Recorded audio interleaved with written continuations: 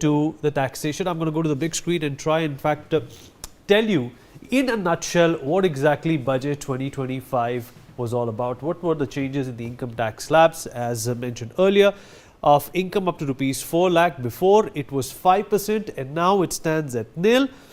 Up to rupees 8 lakhs. Earlier it was 10%. It's been slashed to 5%. This is of course a bonanza for the middle class. Up to rupees 12 lakh, 15% was what was there before, and 10% is what will come now, and of course 80,000 of savings along with that. Up to rupees 15 lakh. The income tax was 20% and now it's brought down to 15%. Similarly, if it was 20 lakhs, it was 30% earlier. A 10% slash makes it 20%.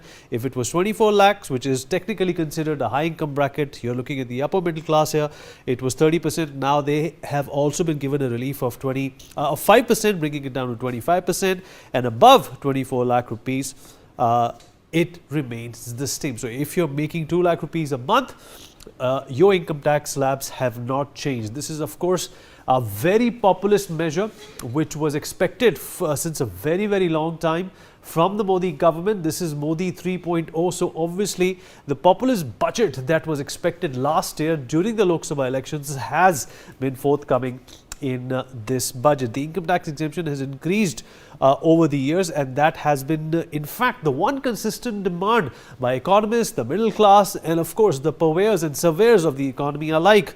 In 2005 this value was at 1 lakh, going to 2 lakh. Of course between 2005 and 2012 there was in fact a stalemate there. This value in fact did not rise up in 2012. The last few years of the UPA, it went to 2 lakh. As soon as the Modi government came, perhaps in 2014, there were changes in this slab. And then again in 2019, this was taken to 5 lakhs. In 2023, it was 7 lakhs. And in 2025, in just a couple of years, in a couple of budgets, this has almost doubled now to 12 lakhs, which is of course laudable. It is commendable. There will be more money in the pockets of people. So that means there is an intention to boost consumption.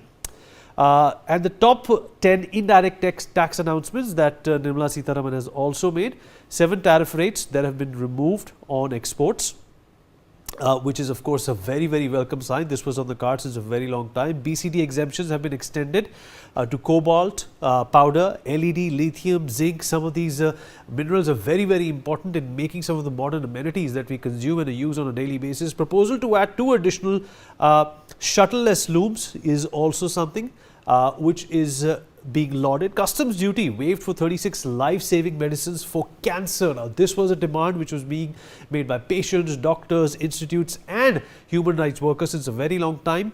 Life-saving drugs to get tax concession as well. Of course, the affordability factor has been kept in mind over here. So overall, this budget has focused on the socio-economic challenges that were faced by the lower middle class and the middle class, and accordingly this is the 5th indirect tax announcement that is likely to benefit a section of people who have been struggling with high expenses, especially when it comes to medicine.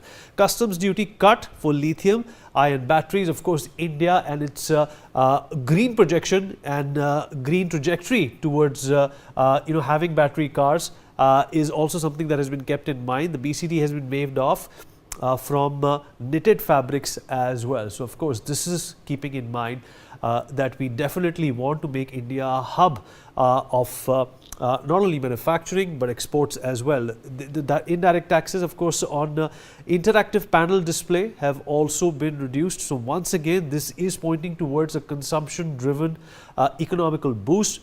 On career grade Ethernet switches as well. This is something that India has been importing from a number of countries including China. So this also gets a fillip.